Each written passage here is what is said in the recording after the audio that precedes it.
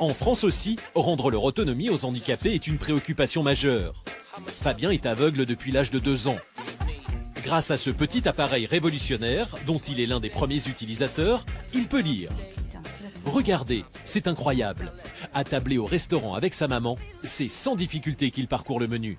Tarte au citron, mousse au chocolat, tiramisu. Il m'a bien fait remarquer qu'il y avait de la glace au menu. Moi, je disais non, non. Il m'a dit, mais si, entre ça et ça, il y a de la glace. T'as pas vu, toi? Lui, il avait vu.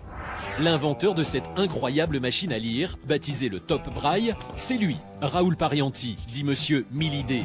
Ce professeur de mathématiques a déjà déposé pas moins de 142 brevets, parmi lesquels la valise à roulettes encastrable et le scooter portatif. Généralement, la nuit, j'ai des idées très claires vers 4 h du matin et je devine, je vois, je visualise les inventions que je vais créer. Mais son invention la plus géniale, c'est bien ce Top Braille, qui lui a permis de remporter le premier prix du concours Lépine 2010. Grâce à cet outil, n'importe quel texte imprimé est transformé en braille, ou en son prononcé par une voix préenregistrée. Alors là, vous avez la carte mère, avec le microprocesseur, c'est toute l'intelligence de la machine.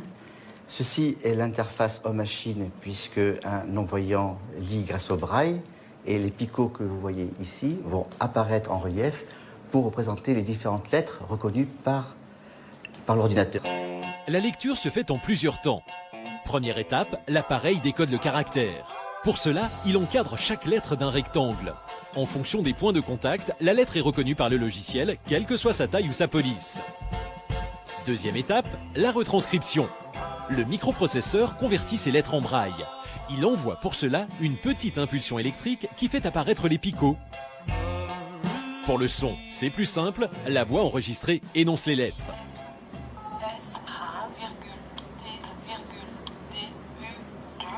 Et en tout, ça a demandé 10 ans de développement. Et ce n'est pas tout. L'appareil aux allures de souris navigue aussi bien sur les lettres que sur les couleurs. Rouge, jaune, bleu, vert, foncé. Alors, l'appareil va émettre des LED de différentes couleurs, des couleurs de base, et en fonction de la réflexion et de la torsion des couleurs du support, l'ordinateur va déterminer quelle est la couleur du support. C'est la physique des couleurs. Sur une surface rouge, les spectres verts et bleus sont absorbés par la surface. Le spectre rouge, lui, n'est pas absorbé, il est réfléchi. C'est pour cette raison que nous voyons cette surface rouge.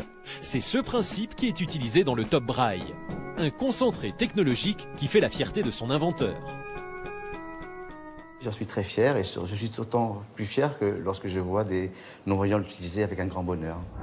Il suffit en effet de regarder Fabien arpenter les rayons d'une librairie pour comprendre combien cette invention a changé sa vie. Le Top Braille lui donne accès à tous les ouvrages et pas uniquement à ceux traduits en braille.